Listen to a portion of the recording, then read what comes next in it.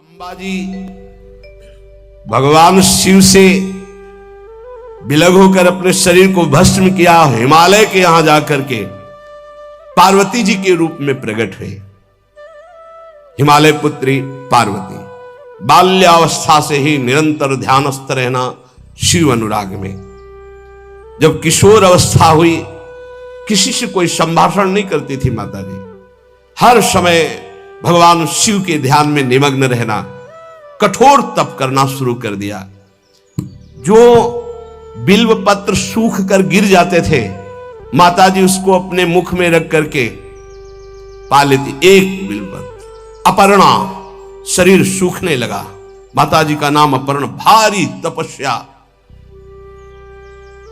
भगवान शंकर को एकदम बोध हुआ कि सती का जन्म पार्वती के रूप में हिमालय के यहां हो चुका है और वो हमारे लिए कठिन तपस्या कर रही है।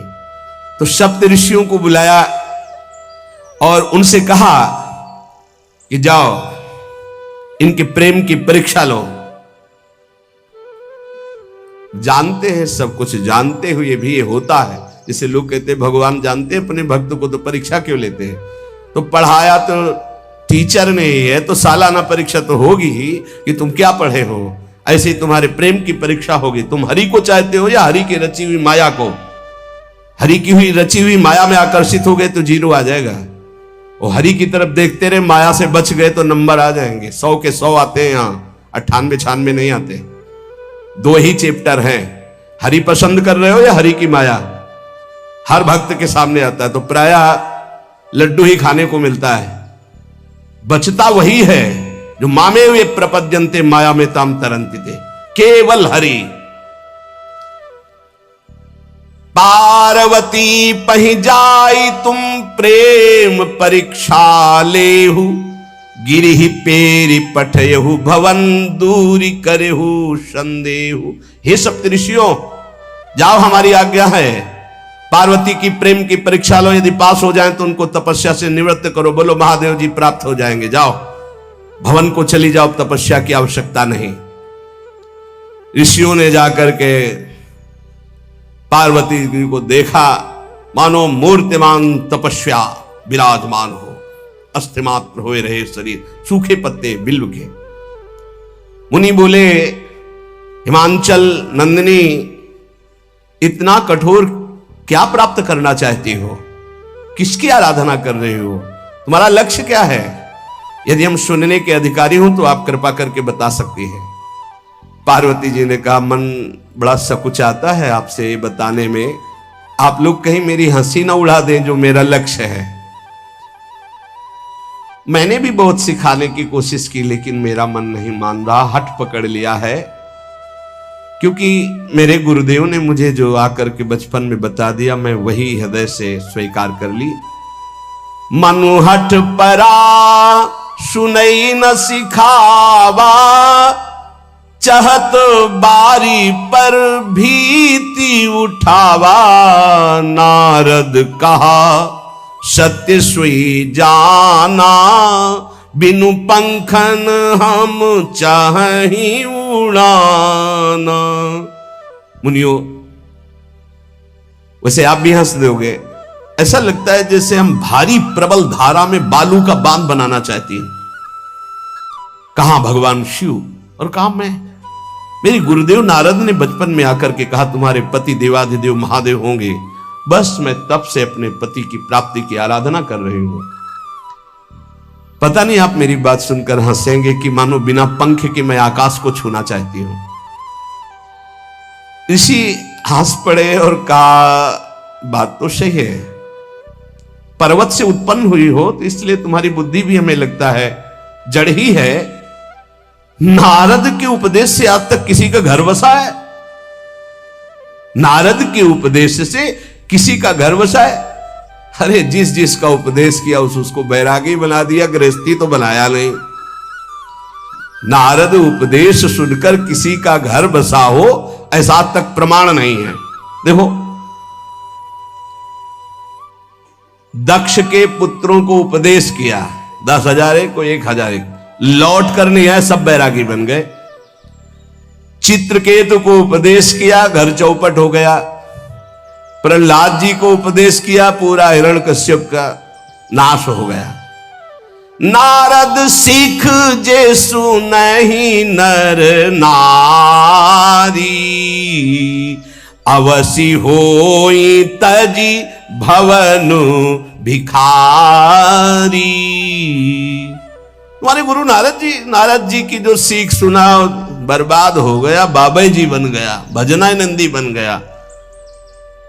वैसे हम बताएं, नारद जी हैं बड़े कपटी, ऊपर से साधु का चिन्ह, अंदर से कपट। क्या कपट? उसके संसार का नाश कर देते हैं, भगवान से जोड़ देते हैं। मुझे नारद जी की बात कम समझ में आती है। ये उल्टा बोल रहे ऋषि परीक्षा के लिए, गुरु निष्ठा हटाने के लिए, समझ रहे हो? पार्वती जी ने कहा बचपन में मेरे गुरुदेव ने बता दिया, वही मैं। नारद जी की बात आज तक घर किसका? जो नर नारी नारद की बात सुने भवन त्याग करके भिखारी बन गया, प्रमाण है। उनके वचनों पर तुम विश्वास मान रही हो। महादेव जी को पति निर्गुण नीलाज कुबेश कपाली, अकुल अगेह दिगंबर ब्याली। नारद जी ने तुम्हें भगवान शिव को पति बिल्कुल निर्गुण समझो। निर्गुण को बता, दूसरा भी अर्थ होता है और एक अर्थ होता है कि कोई गुण नहीं। नीलाज, नंगे धड़ंगे घूमते कभी कभी। दिगंबर, कोई लज्जा नहीं। कुबेश, भाई सुंदर मुकुट लगाए हो, पोशाक पहने हो, नहीं, चिता की भस्म लगाए, मुंडों की माला पहने, बहुत बाघंबर डाल लिया, ये कुबेश है। कपाली, मनुष्य के मुंडों की माला। अकुल, आज तक कोई पता नहीं लगा कि किस कुल के हैं महादेव जी, क्योंकि सब कुलों के मूल है, मूल का मूल वही है, उनके मूल कोई है नहीं। आगे एक दीवाल नहीं है, 60,000 योजन का एक बरगद का पेड़ है, उसी के नीचे रहते। 60,000 योजन, 1 योजन 4 कोस, 1 कोस 3 किलोमीटर। कितना बड़ा वटवृक्ष? कैलाश में एक वटवृक्ष जिसके नीचे रहते 60,000 योजन का। 6 ऋतुएं शोभा देती उसी वटवृक्ष के। और कोई घर तो है नहीं महादेव जी के। और आभूषण भूल मत करना, बड़े बड़े विषैले सांपों का आभूषण कोई सोना चांदी नहीं पहनते महादेव जी। हमें लगता है ऐसा दूल्हा के लिए ऐसा तप। नारद जी ने ठग लिया तुम्हें, पागल बना दिया तुम्हें। देवाधिदेव महादेव के सुनो, इन्हीं ने शिक्षा दी थी सती को। ऐसे बौरे पति मिले, आग में जाके शरीर भस्म करना पड़ा। इसलिए हम तुम्हें बता रहे हैं कि बहुत सुंदर दूल्हा हम देख के आए हैं। हम जान गए थे कि तुम तपस्या कर रही हो। हरि का नाम सुना? बैकुंठ में रहते हैं, बहुत सुंदर हरि है। यदि उनका आप वर्ण कर ले तो सुखी हो जाएंगे। बैकुंठ राजधानी, अब आभूषण उनके क्या कहना, पार्षद सही। ऐसे शिव जो चिता की राख लगाते हैं, सांपों की माला पहनते हैं, मुंडों की माला, सांप का जनेऊ, बाघंबर, हमें तो पसंद नहीं आए। और हमारी बात मान लो, ऐसे के पास स्त्रियां टिक नहीं सकती जिनके घर नहीं, आभूषण नहीं, धन नहीं, कोई भोग सामग्री नहीं, उदासीन, उनको किसी से मतलब नहीं। तो सुनो, हमारा विचार स्वीकार कर लो। अति सुंदर सुचि सुखद सुशीला, गावहि वेद जासु जस लीला। असबर तुम्हि मिलावब आनी। बहुत सुंदर त्रिभुवनपति, बड़े सुशील गुणवान, जिनका यश वेद गाते गाते अघाते नहीं है, कोई दोष नहीं, सद्गुणों के समुद्र, लक्ष्मीपति, वैकुंठाधिपति। तुम्हें कुछ नहीं करना, हां बोलो, वो आएंगे, गरुड़ पे बैठाल के ले जाएंगे। तपस्या करने की जरूरत नहीं। एक बात तुम्हें बता दूं सप्तऋषियों, जिसे अपने गुरुदेव के वचनों पर विश्वास नहीं, गुरुदेव का भरोसा नहीं, उसे कभी कोई सुख और सिद्धि कदा प्राप्त ही नहीं हो सकती। महादेव वो गुण भवन विष्णु सकल गुण धाम, जय कर मनुरम जाहि सन ते ही सन काम। आपने बताया कि महादेव में कोई गुण नहीं है और विष्णु समस्त सद्गुणों के धाम है। मैं मानती हूं, लेकिन मेरा मन महादेव जी से रम गया है। अब तो केवल महादेव जी, ये इष्ट निष्ठा होनी चाहिए। अब तो हमारा जन्म आराध्य देव के लिए, अब कौन गुण दोष का चिंतन करे। जन्म कोटि लग रगर हमारी, बरऊ शंभुनता रहूं कुमारी। करोड़ जन्म लूंगी, अगर इस जन्म में महादेव जी ने मिले तो करोड़ जन्म लूंगी, हर जन्म तप करूंगी, पर हमारे प्रीतम होंगे महादेव, पति होंगे महादेव। तजऊ न नारद कर उपदेशु, आपु कहीं सत बार महेशु।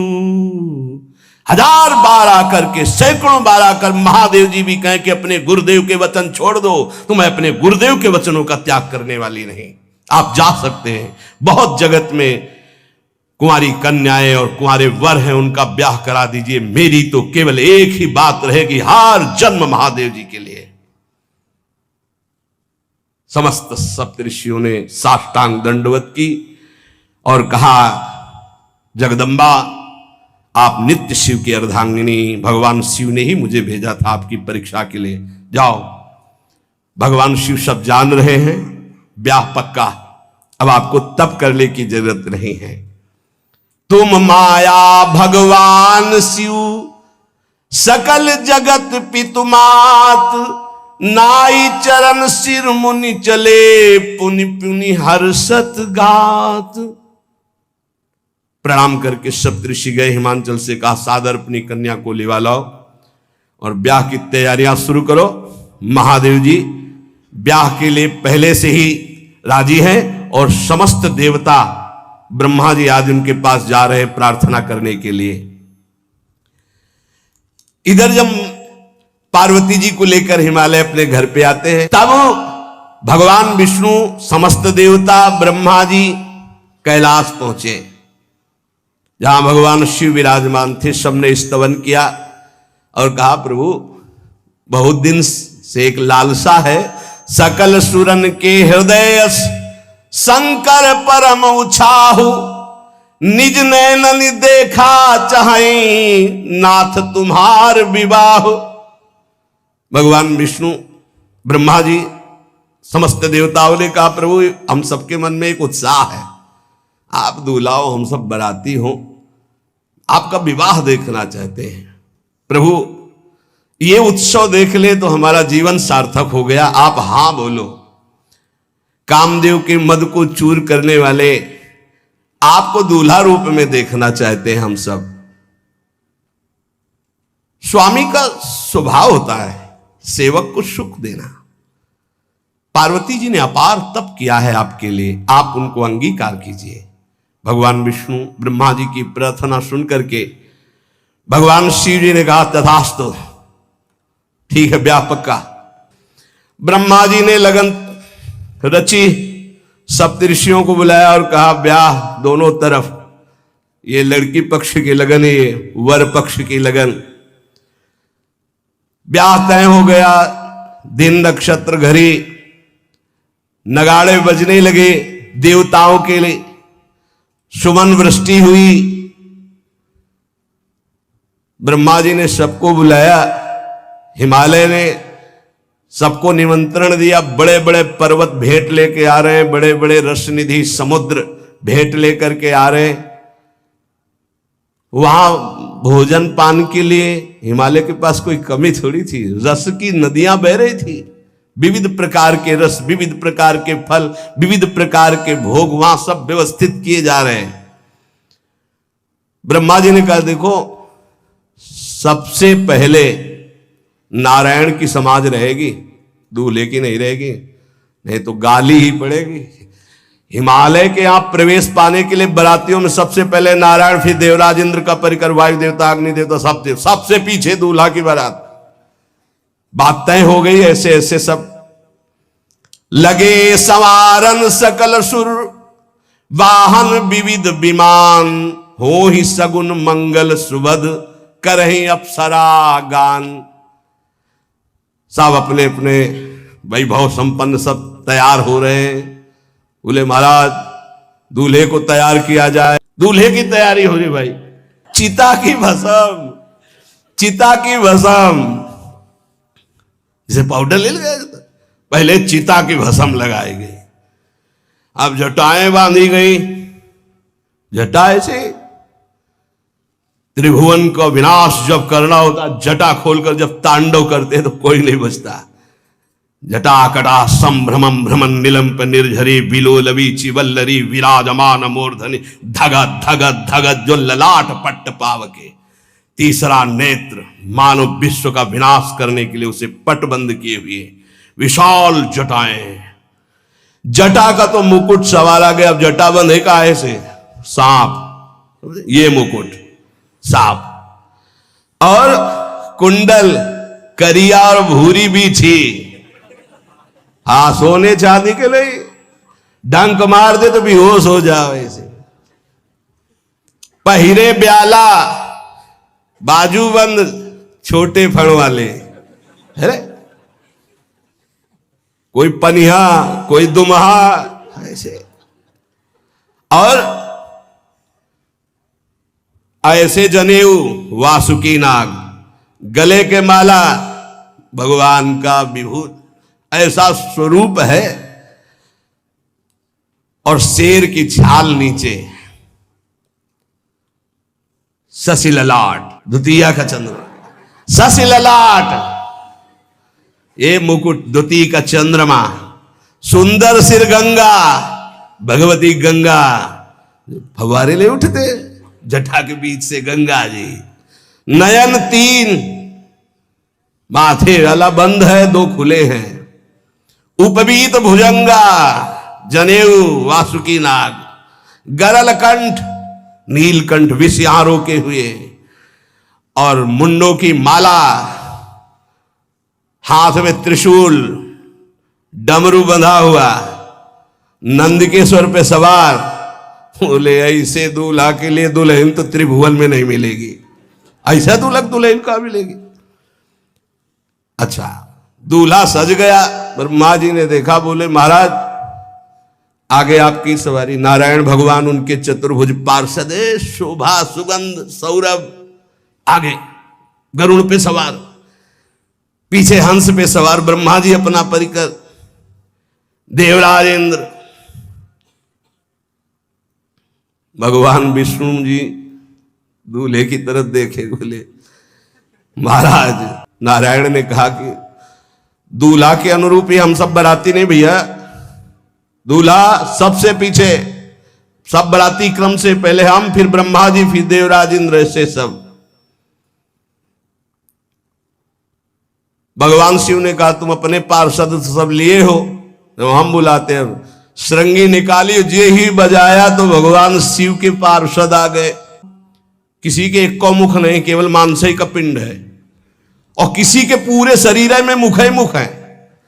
किसी के एक भी हाथ पैर नहीं है, लुढ़कता चल रहा है, और किसी के बहुत से हाथ पैर हैं। किसी के नेत्र नहीं है, किसी के बहुत नेत्र हैं, बड़ा विचित्र।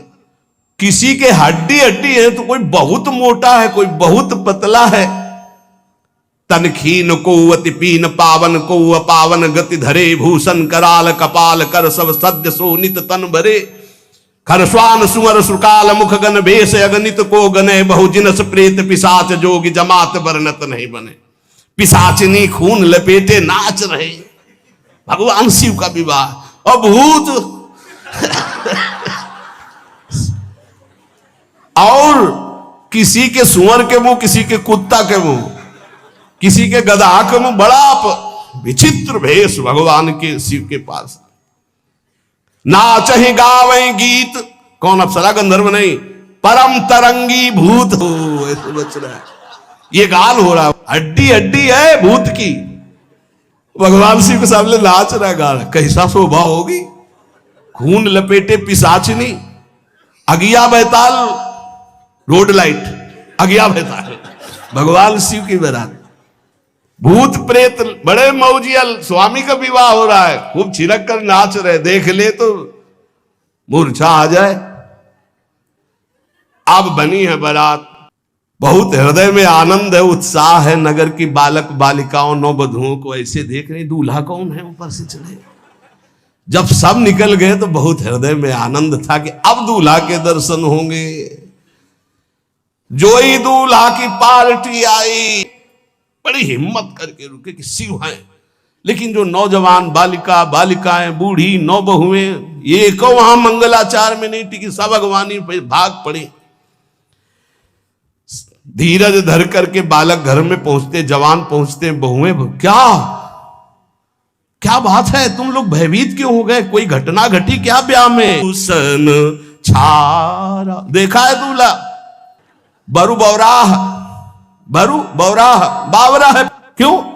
बैल पे सवार है, सांप की माला पहले, भस्म चिता की लगाए, मुंडों की माला है। अरे पूछो मत, ऐसा दूल्हा।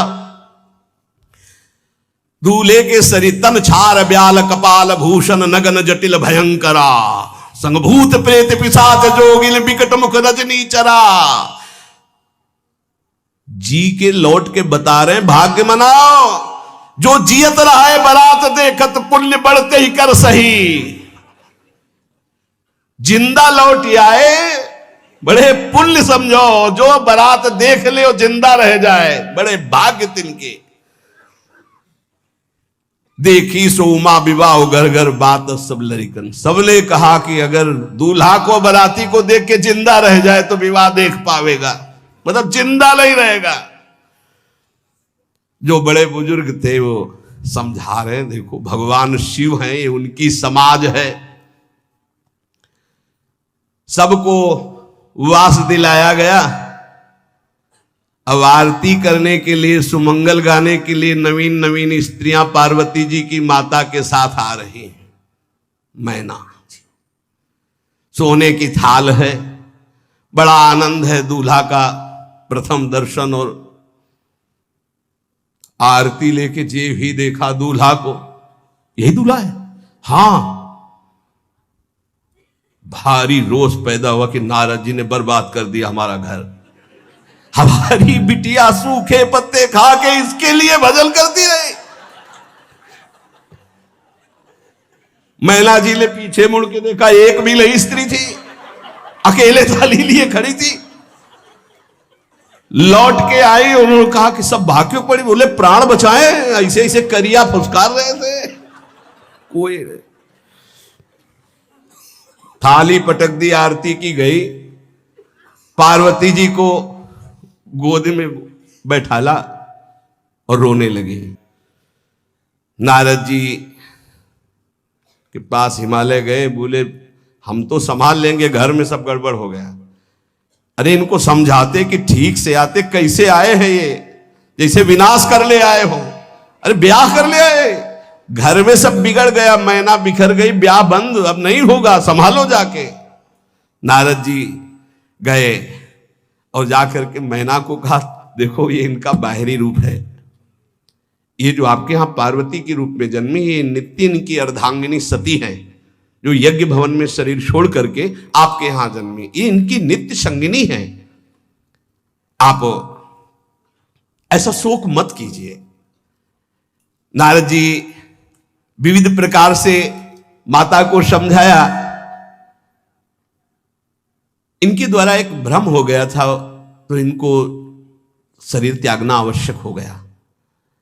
जब भगवान श्री राम सिया जी के लिए हे खग हे मृग हे मधुकर श्रेणी तुम देखी सीता मृग नैनी ऐसा पुकार रहे, तो भगवान शिव ने प्रणाम किया और सती जी के मन में संशय हुआ। सती जी ने सीता वेश धारण किया। जब भगवान शिव ने जाना तो उसी समय त्याग कर दिया था कि अर्धांगिनी रूप में अब कभी स्वीकार नहीं करो, क्योंकि पूज्य माता का रूप आपने धारण किया। तो मूल बात ये थी, इसीलिए योगाग्नि में जाकर शरीर को भस्म कर दिया और आपके यहाँ पार्वती जी के रूप में जन्मी है।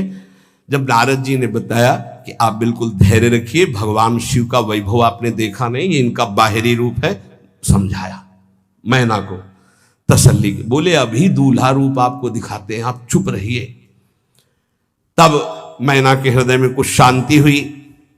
जितने गांव के नगर के सब लोग थे सबको सूचना पहुंची, डरो मत, भगवान शिव है, ये लीला कर रहे हैं। अभी नारद जी गए और बोले विवाह करना है कि नहीं करना, शंकर जी से कहा, बोले भाई इसीलिए, बोले ये सब बंद करो आप, ये रूप से विवाह होता है, वह हमारी सारी जो बिचौलिया में पिट रहे हैं हम, उधर जाओ तो उधर, ये रूप हटाओ।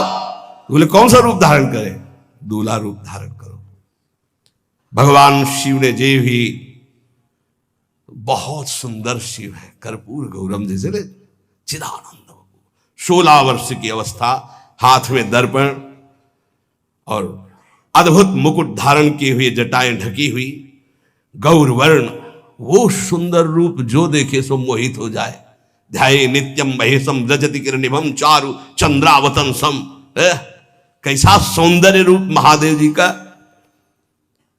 चलो अब जो जेवनार के लिए सब शुभ नववधुएं सब मैना जी को बुलाया, देखो दूल्हा आ रहे हैं, एक एक कदम ऐसे चल रहे, संभाल संभाल के जैसे चलना सीख रहे हो। तांडव करने वाले चरण है, पर नारद जी ने अब नहीं, नव किशोर अवस्था, हाथ में दर्पण, वो सुंदर रूप भगवान शिव का, एक एक कदम बारात में जो देखे सो मोहित। मैना ने कहा हो अहो भाग्य, ऐसे दूल्हा, बोले वही हैं जो नंदी पे सवार थे, इनके स्वरूप को जानना बड़ा कठिन है। अब जो सुंदर जेवनार हुई बरातियों के साथ भगवान शंकर की बड़े मधुर गीत गाए जा रहे हैं। मुनियों ने फिर हिमवान को लगन पत्रिका सुनाई। विवाह का ठीक समय देख करके समस्त देवता और वेद स्वयं मूर्तिमान होकर वेद उच्चारण कर रहे हैं। भगवान शिव का पाणी ग्रहण संस्कार हो रहा है। पार्वती जी जब श्रृंगार करके सभा में आई ब्याह मंडप पे, तो कोई ऐसा नहीं था जो देखकर मोहित ना हो गया हो। त्रिपुर सुंदरी अंबा है, लेकिन सब ने उनके श्री चरणों में सर झुकाया, क्योंकि जगदात्मा महेश पुरारी, जगदंबिका जानि भव भामा, सुरन मनन मन कीन प्रणाम। ऐसा सुंदर रूप अंबा जी का त्रिपुर सुंदरी है। जब वो दुल्हन रूप में पधारी, कोई भी ऐसा नहीं था जो एक बार देखकर मोहित न हो।